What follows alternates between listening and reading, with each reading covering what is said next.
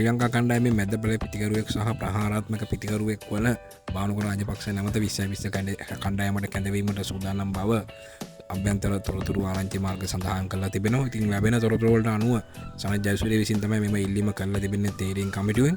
ඉතින් බොහෝ දුරට ඔහු බංග්ලාදේශය සමග මීට පෙර ඔහු ක්‍රීඩා කරලා තරඟ හිතා හොඳින් ක්‍රීඩා කරලා තිබෙන හින්දා මෙම කණ්ඩායමට සංචිතයට කැඳවීමට නියමිත බවයි වාර්තා වෙලා තිබෙන්නේ. තමන් නිල වශයෙන් නම් කරලා නැහැ මෙම තරඟාවලට සහභාගී වෙන ශ්‍රී ලංකා කණ්ඩායම.